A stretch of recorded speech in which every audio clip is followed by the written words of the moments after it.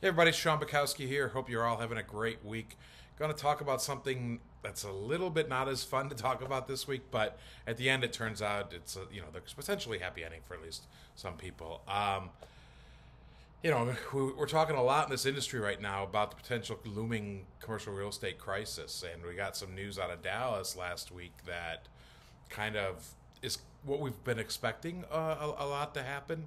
The Dallas REIT Ashford Hospitality announced that they are going to give back 19 hotels across the country to the various lenders, CMBS lenders. They apparently the hotels didn't meet their debt ratios, and Ashford could not find offers that were above the debt for them. So it just made more sense to them for them to just give the properties back to the lenders.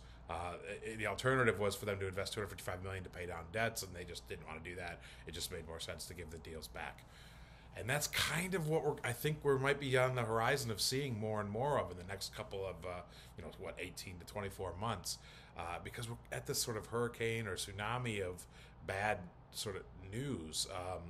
There's I think 1.5 trillion in debt coming due by the end of 2025, and the problem is a lot of that is obviously the short-term debt that was used to purchase the property, and the problem is all that debt was made at whatever at 0% interest rates, right? So whatever 3.5-4% total interest rates.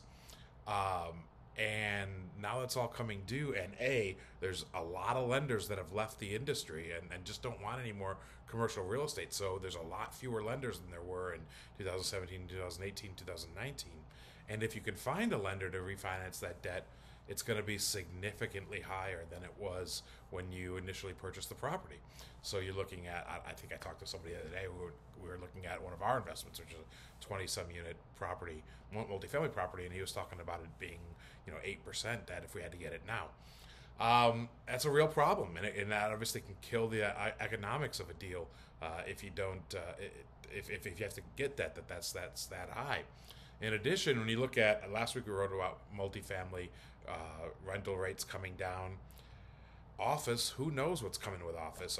We've seen vacancies rise because remote work is up, and I know a lot of companies want to bring people back to the office, but I don't know. It kind of seems like at least some version of remote work is here to stay, and office vacancies may just increase across the board.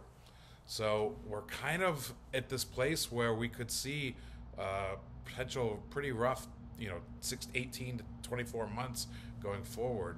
Now, the good news, like I said, there's going to be good news is obviously that presents a lot of opportunity for people out there to look for some maybe distressed assets and see if we can make some purchases. So hopefully you're one of those people and you can find those deals. Have a great week. Please subscribe to our YouTube channel, our blog, and our weekly email, and our podcast. Thanks a lot.